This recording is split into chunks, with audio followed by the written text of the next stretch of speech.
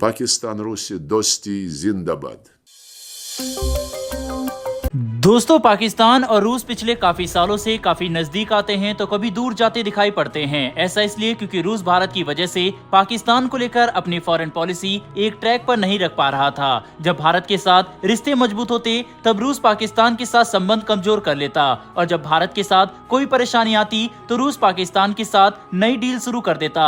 लेकिन अब चीन की वजह से भारत के साथ रिश्ते मजबूत होने के बावजूद रूस पाकिस्तान की तरफ कदम बढ़ा रहा है। सामने निकल कर आ रही लेटेस्ट खबरें आपको इस बात को साबित कर देगी कि कैसे पाकिस्तान और रूस अब लगातार एक दूसरे के नजदीक आ रहे हैं, और ये नजदीकी आने वाले कई सालों में मजबूत संबंध का रूप ले सकती है। दरअसल दोस्तों, सामने निकल कर आ रही लेटेस्ट अपडेट के मुताबिक रूस में मौजूद पाकिस्तान के एम्बेसडर की तरफ से इस बात का ऐलान करते हुए सभी को बताया गया है कि अब पाकिस्तान से रूस के लिए डायरेक्ट फ्लाइट की सुविधा शुरू होने पर काम किया जा रहा है।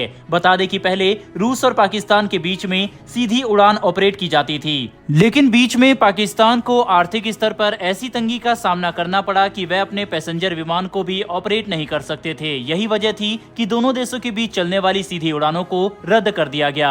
लेकिन अब जब हालात धीरे धीरे सामान्य होने की तरफ आगे बढ़ रहे हैं, तब रूस और पाकिस्तान डायरेक्ट फ्लाइट के ऊपर काम चालू कर चुके हैं, जिससे दोनों देशों के बीच में बिजनेस, इन्वेस्टमेंट और खास करके टूरिज्म को बढ़ाया जा सके। पाकिस्तान चाहता है कि रूस और दुनिया भर से उनके देश में ज्यादा से ज्यादा टूरिज्म आए, जिससे उनकी इकोनॉमी को फॉरेन करेंसी मिल सके। इस मामले पर बात करते हुए पाकिस्तान के रशिया में मौजूद राजदूत ने खुलकर कहा है कि पाकिस्तान एक सुरक्षित देश है और वे चाहते हैं कि टूरिस्ट पाकिस्तान में जाएं, जिसके लिए रूस के साथ सीधी उड़ान का शुरू होना काफी जरूरी है, और इसे वे दोनों देशों के संबंधों में एक बड़ा कदम मानते हैं। हालांकि दोनों देशों के संबंध बस यहीं तक सीमित नहीं है, बल्कि सबसे बड़ा डेवलपमेंट तो तब हुआ जब इसी साल जून महीने में रूस की तरफ से पाकिस्तान को क्रूड ऑयल की पहली शिपमेंट भेजी गई। यह शिपमेंट ईरान के स्पेशल इकोनॉमिक जोन से पाकिस्तान को मिली थी, जो कराची बंदरगाह पर डिलीवर की गई। पाकिस्तान टारगेट लेकर चल रहा था कि वह रूस से हर दिन 1 लाख बैरल क्रूड ऑयल को इंपोर्ट करे, जो पिछले साल के मुकाबले कम है। ऐसा इसलिए क्योंकि पाकिस्तान चाहता है कि वह अपनी फॉरेन करेंसी को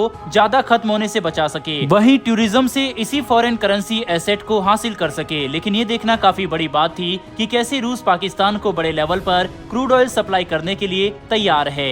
वहीं पर हम इस बात को भी नजरअंदाज नहीं कर सकते कि पाकिस्तान को रूस की तरफ से क्रूड ऑयल एक ऐसे समय पर सप्लाई किया गया जब पूरे पश्चिमी दुनिया यूक्रेन में हो रहे युद्ध की वजह से रूस को अलग थलग करने पर तुली थी। लेकिन पाकिस्तान ने सभी को इग्नोर करते हुए चीन के साथ मिलकर रूस के साथ मजबूत संबंध को आगे बढ़ाने पर कदम बढ़ा दिए, जिससे हम समझ सकते हैं कि चीन आज रूस और पाकिस्तान के बीच संबंध मजबूत करने के लिए सबसे बड़ा ब्रिज बन चुका है। पाकिस्तान अपने सदाबहार दोस्त चीन का इस्तेमाल करके ब्रिक्स जैसे लगातार ताकतवर होते संगठन का भी हिस्सा बनना चाहता है। ये बात तो हम सभी को पता है कि जब तक भारत इस संगठन में है तब तक हम पाकिस्तान को इसकी सदस्यता देने की परमिशन बिल्कुल भी नहीं देने वाले, क्योंकि इससे न सिर्फ ब्रिक्स एक संगठन के तौर पर 2 हिस्सों में बंटने लगेगा, बल्कि भारत के इंटरेस्ट भी कमजोर हो सकते हैं। और यही वजह है कि पाकिस्तान अब चीन के साथ अपने संबंध का इस्तेमाल करके रूस को ब्रिक्स में पाकिस्तान को सदस्यता दिलाने का समर्थन मांग रहा है।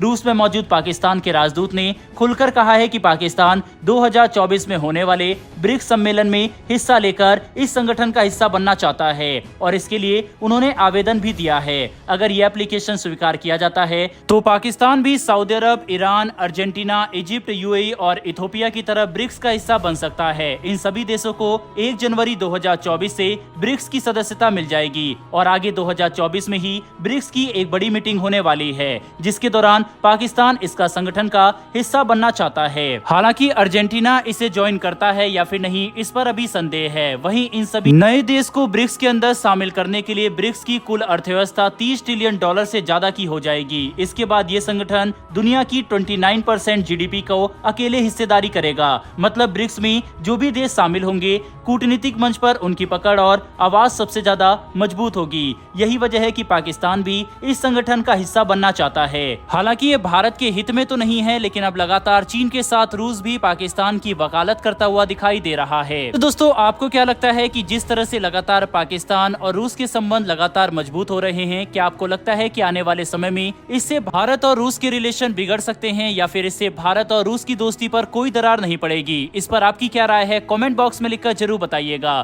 फिर मिलेंगे डिफेंस और वर्ल्ड अफेयर से जुड़ी ऐसी एक नई वीडियो के साथ। धन्यवाद। जय हिंद।